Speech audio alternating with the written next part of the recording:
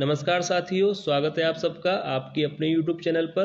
तो आज की वीडियो में हम अयोध्या सिंह उपाध्याय हरिऔध जी से संबंधित टॉप 20 महत्वपूर्ण प्रश्नों को अटेम्प्ट करेंगे। सभी विद्यार्थी वीडियो को जरूर देखिएगा क्योंकि काफ़ी ज़्यादा महत्वपूर्ण प्रश्न है।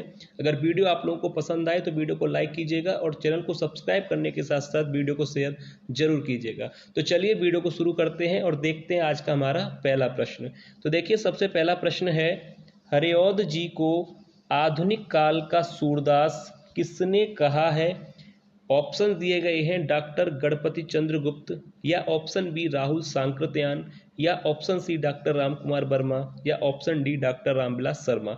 तो किसके अनुसार आधुनिक काल का सूरदास कहा जाता है हरिऔध जी को? तो देखिए, ऑप्शन ए यहाँ पर राइट होगा, डॉक्टर गणपति चंद्र गुप्त के अनुसार। ठीक है, याद रखिएगा, पहला ही प्रश्न आप लोगों की परीक्षा के लिए काफ़ी ज़्यादा महत्वपूर्ण है। याद रखिएगा, डॉक्टर गणपति चंद्र के अनुसार इन्हें आधुनिक काल का सूरदास कहा जाता है। अब इसके बाद देखिए, अगला प्रश्न यहाँ पर दिया गया है। देखिए, अगला प्रश्न देखते हैं। अगला प्रश्न है, देखिए, अयोध्या सिंह उपाध्याय हरिऔध किस युग के कवि हैं?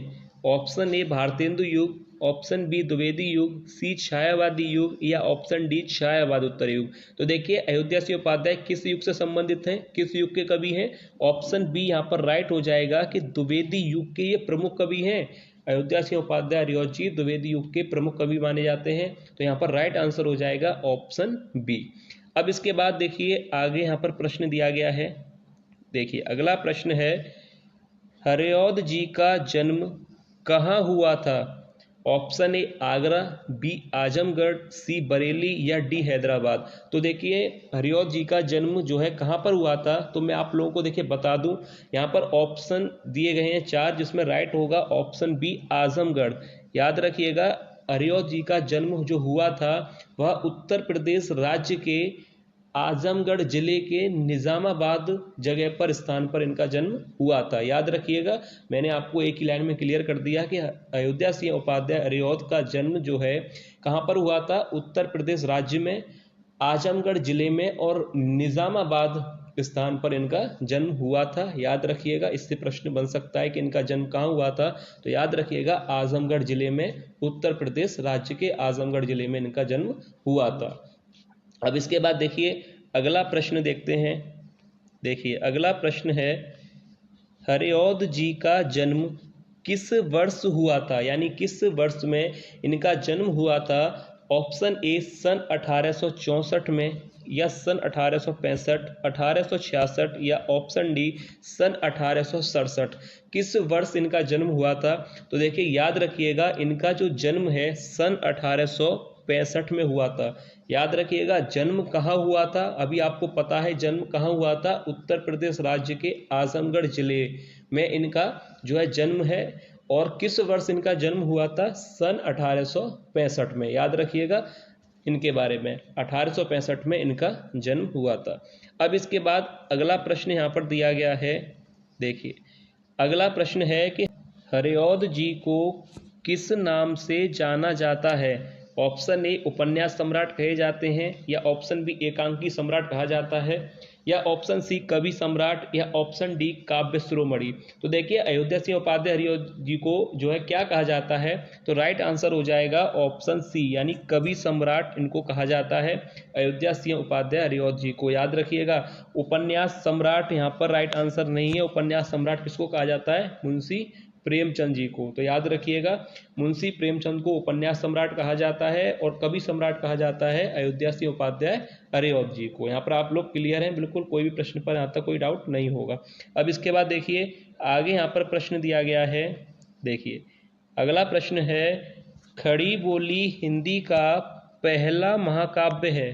खड़ी बोली हिंदी का पहला महाकाव्य है। ऑप्शन ए प्रिय प्रवास, या ऑप्शन बी पारिजात, सी रस कलश, या ऑप्शन डी प्रेम श्रवण। तो देखिए, खड़ी बोली हिंदी का पहला महाकाव्य कौन सा है? ये आपकी परीक्षा के लिए काफ़ी ज़्यादा महत्वपूर्ण प्रश्न है। आ सकता है एग्जाम में कि खड़ी बोली हिंदी का पहला महाकाव्य कौन सा है? तो देखिए, राइट आंसर हो जाएगा ऑप्शन ए प्रिय प्रवास। याद रखिएगा, खड़ी बोली हिंदी का पहला महाकाव्य है प्रिय प्रवास। अभी देखिए इसके बाद अगला प्रश्न देखते हैं, यहाँ तक आपको क्लियर है। प्रिय प्रवास खड़ी बोली हिंदी का पहला महाकाव्य है और इसके रचनाकार कौन है? अयोध्या सिंह उपाध्याय हरिऔध। अब इसके बाद देखिए अगला प्रश्न यहाँ पर दिया गया है। देखिए अगला प्रश्न है, प्रिय प्रवास काव्य का प्रकाशन वर्ष है, यानी किस वर्ष में यह काव्य प्रकाशित हुआ था? ऑप्शन ए सन 1914, या ऑप्शन बी सन 1910, या ऑप्शन सी सन 1912, या ऑप्शन डी सन 1913। तो देखिए प्रिय प्रवास काव्य का प्रकाशन वर्ष क्या है, किस वर्ष में यह प्रकाशित हुआ था? तो देखिए राइट आंसर हो जाएगा ऑप्शन ए सन 1914 में। यहाँ पर ऑप्शन ए राइट होगा, याद रखिए। अब इसके बाद आगे यहाँ पर प्रश्न दिया गया है। देखिए अगला प्रश्न है, देखिए अगला प्रश्न है, प्रिय प्रवास में कितने सर्ग हैं? ऑप्शन ए 15, या ऑप्शन बी 16 सर्ग, या ऑप्शन सी 17, या ऑप्शन डी 18। प्रिय प्रवास महाकाव्य जो कि अयोध्या सिंह उपाध्याय हरिऔध का है, इसमें कितने सर्ग हैं? तो याद रखिएगा ऑप्शन सी यहाँ पर राइट हो जाएगा। प्रिय प्रवास में कुल 17 सर्ग हैं और आपको इन सर्गों के बारे में भी पढ़ना है, क्योंकि इन पर भी प्रश्न बनेगा कि प्रथम सर्ग किससे संबंधित है, द्वितीय सर्ग के अंतर्गत क्या है, तृतीय सर्ग के अंतर्गत क्या है, यानी जो 17 सर्ग हैं उनके बारे में भी आप लोगों को पढ़ना है, याद रखिएगा। अगला प्रश्न दिया गया है। देखिए हरिऔध जी को मंगला प्रसाद पारितोषिक किस रचना पर मिला? देखिए आप लोगों की हिंदी की परीक्षा के लिए काफ़ी ज़्यादा महत्वपूर्ण प्रश्न है, एग्जाम में आप लोगों से पूछा जा सकता है। हरिऔध जी को मंगला प्रसाद पारितोषिक पुरस्कार किस रचना पर मिला था? ऑप्शन ए प्रिय प्रवास, बी पारिजात, सी रस कलश, या ऑप्शन डी प्रेम श्रवण। किस रचना के लिए इन्हें जो है मंगला प्रसाद पुरस्कार दिया गया था? तो ऑप्शन ए यहाँ पर राइट हो जाएगा, प्रिय प्रवास। याद रखिएगा काफ़ी महत्वपूर्ण है ये महाकाव्य, प्रिय प्रवास पर आधारित प्रश्न बनते हैं। प्रिय प्रवास महाकाव्य किसका है? प्रिय प्रवास महाकाव्य में कितने सर्ग हैं, उन सर्गों के बारे में भी आपको पढ़ना है। मंगला प्रसाद पुरस्कार भी इन्हें प्रिय प्रवास पर ही मिला था। तो इस तरह से आप लोगों को जो प्रिय प्रवास महाकाव्य है इसके बारे में अच्छी तरह से पढ़ना है, क्योंकि इस पर आधारित प्रश्न बन सकता है। अब देखिए यहाँ पर आपको क्लियर है कि मंगला प्रसाद पारितोषिक पुरस्कार किस रचना पर मिला था? प्रिय प्रवास पर। अब इसके बाद आगे यहाँ पर प्रश्न दिया गया है। देखिए प्रिय प्रवास से ही संबंधित है कि प्रिय प्रवास काव्य में नायक नायिका कौन है? प्रिय प्रवास काव्य में नायक नायिका कौन है? ऑप्शन ए लक्ष्मण उर्मिला, या option B Ram Sita, option C Dushyant Shakuntala, या ऑप्शन डी राधा कृष्ण। तो प्रिय प्रवास काव्य में नायक नायिका कौन है? ऑप्शन डी यहाँ पर राइट हो जाएगा, राधा और कृष्ण, या कृष्ण और राधा। ठीक है, याद रखिएगा प्रिय प्रवास काव्य में नायक कौन है? कृष्ण, और नायिका कौन है? राधा। तो यहाँ पर आप लोग अच्छी तरह से देख लीजिएगा, कृष्ण और राधा प्रिय प्रवास काव्य के नायक और नायिका हैं। अब इसके बाद देखिए अगला प्रश्न यहाँ पर दिया गया है। देखिए अगला प्रश्न है, हिंदी साहित्य सम्मेलन द्वारा हरिऔध जी को किस उपाधि से सम्मानित किया गया? हिंदी साहित्य सम्मेलन के द्वारा हरिऔध जी को किस उपाधि से सम्मानित किया गया था? ऑप्शन ए चतुर्माली, या ऑप्शन बी कविराज, ऑप्शन सी साहित्य विद्या वाचस्पति, या ऑप्शन डी भुजंग भूषण। तो देखिए हिंदी साहित्य सम्मेलन के द्वारा इन्हें उपाधि दी गई थी, तो राइट आंसर हो जाएगा ऑप्शन सी। याद रखिएगा ये भी प्रश्न आप लोगों की परीक्षा के लिए काफ़ी ज़्यादा महत्वपूर्ण है कि हिंदी साहित्य सम्मेलन द्वारा हरिऔध जी को किस उपाधि से सम्मानित किया गया था। तो याद रखिएगा ऑप्शन सी यहाँ पर राइट आंसर होगा। अब इसके बाद देखिए अगला प्रश्न देखते हैं। देखिए अगला प्रश्न दिया गया है, वैदेही वनवास रचना का प्रकाशन वर्ष है। वैदेही वनवास ये रचना भी उपाध्याय हरिऔध की है। ऑप्शन ए सन 1938 में, सन 1940 में, सन 1942 में, या सन 1939 में। तो देखिए वैदेही वनवास रचना का प्रकाशन वर्ष क्या है, किस वर्ष ये रचना प्रकाशित हुई थी? तो राइट आंसर हो जाएगा ऑप्शन बी 1940 में। ठीक है, अब इसके बाद अगला प्रश्न देखते हैं। देखिए वैदेही वनवास से आधारित प्रश्न है, वैदेही वनवास में कितने सर्ग हैं? 15 सर्ग, 16, 17 या 18। अभी एक प्रश्न आया था जिसमें सर्ग पूछे गए थे प्रिय प्रवास के, जिसमें कितने सर्ग थे? 17। अब यहाँ पर प्रश्न है कि वैदेही वनवास में कितने सर्ग हैं? तो राइट आंसर हो जाएगा ऑप्शन डी, यानी 18 सर्ग हैं। याद रखिएगा, प्रिय प्रवास में कितने सर्ग थे? 17। और वैदेही वनवास में कितने सर्ग हैं? 18। ठीक है। अब इसके बाद अब इन 18 सर्गों के बारे में भी आप लोगों को पढ़ना है, क्योंकि ये एग्ज़ाम आप लोग जानते हैं इसमें काफ़ी मेहनत लगेगी आप लोगों को, इसलिए 18 सर्ग यहाँ पर जो हैं इनके बारे में भी आप जरूर पढ़ लीजिएगा, क्योंकि किसी भी तरह से आपको कोई भी टॉपिक नहीं छोड़ना है कि जिस पर आधारित प्रश्न आए और आप लोगों से ना हो, इसलिए अच्छी तरह से पढ़िएगा और गहराई से अध्ययन कीजिएगा। अब इसके बाद देखिए अगला प्रश्न देखते हैं। देखिए अगला प्रश्न यहाँ पर दिया गया है, हरिऔध जी का कौन सा काव्य ब्रज भाषा में है? ऑप्शन ए प्रिय प्रवास, बी रसकलश, सी वैदेही वनवास या ऑप्शन डी पारिजात। तो देखिए कौन सा काव्य है जो ब्रज भाषा में है?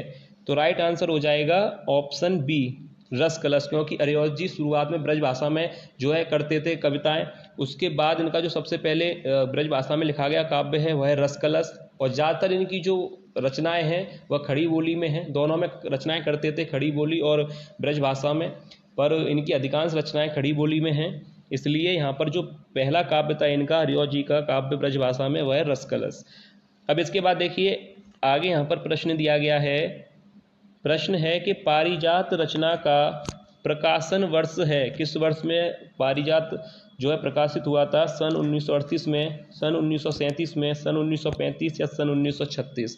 तो देखिए पारिजात रचना का प्रकाशन वर्ष है, यहाँ पर राइट आंसर हो जाएगा ऑप्शन बी, यानी सन 1937 में। याद रखिएगा सन 1937 में पारिजात रचना का जो है प्रकाशन वर्ष है, 1937 में यह प्रकाशित हुआ था। अब इसके बाद देखिए आगे यहाँ पर प्रश्न दिया गया है। देखिए रसकलश रचना का प्रकाशन वर्ष है सन 1940, 1947, 1945 या 1941। किस वर्ष में रसकलश रचना प्रकाशित हुई थी? तो देखिए यहाँ पर राइट आंसर हो जाएगा ऑप्शन ए, यानी 1940 में रसकलश रचना का प्रकाशन हुआ था। ठीक है, याद रखिएगा। अगला प्रश्न है, हरिऔध जी का रीति ग्रंथ कौन सा है? ऑप्शन ए रसकलश, बी चुभते चौबदे, सी वैदेही वनवास या ऑप्शन डी पारिजात। तो देखिए यहाँ पर कौन सा विकल्प सही होगा कि हरिऔध जी का रीति ग्रंथ कौन सा है? तो ऑप्शन ए यहाँ पर राइट हो जाएगा रसकलश। याद रखिएगा ऑप्शन ए यहाँ पर राइट होगा, हरिऔध जी का रीति ग्रंथ कौन सा है? रसकलश। अब इसके बाद देखिए अगला प्रश्न देखते हैं। देखिए अगला प्रश्न है, ठेठ हिंदी का ठाठ रचना का प्रकाशन वर्ष है। ये रचना भी अयोध्या सिंह उपाध्याय हरिऔध की है। ठेठ हिंदी का ठाठ रचना का प्रकाशन वर्ष क्या है? सन 1895, सन 1890 या सन 1899 या सन 1897। तो देखिए किस वर्ष में इस रचना का प्रकाशन हुआ था? तो मैं आप लोगों को बता दूं कि इस प्रश्न का जो राइट आंसर होगा ठेठ हिंदी का ठाठ, तो राइट आंसर हो जाएगा सन 1899। याद रखिएगा सन 1899 में इस रचना का प्रकाशन हुआ था। अब इसके बाद देखिए अगला प्रश्न यहाँ पर दिया गया है। देखिए अगला प्रश्न है, अधखिला उपन्यास रचना का प्रकाशन वर्ष है। ऑप्शन ए सन 1902, सन 1900, सन 1907 या सन 1908। तो देखिए किस वर्ष में इस उपन्यास का प्रकाशन हुआ था? अधखिला उपन्यास। तो देखिए राइट आंसर हो जाएगा ऑप्शन सी, सन 1907 में अधखिला उपन्यास, जो कि अयोध्या सिंह उपाध्याय हरिऔध जी का उपन्यास है, इसका जो प्रकाशन वर्ष है वह है सन 1907। याद रखिएगा 1907 में इसका प्रकाशन हुआ था। अब इसके बाद देखिए अगला प्रश्न देखते हैं, जो कि वीडियो का लास्ट प्रश्न है। देखिए हरिऔध जी का निधन किस वर्ष हुआ? सन 1945, सन 1946, सन 1948 या सन 1947। तो देखिए किस वर्ष में इनका निधन हुआ था?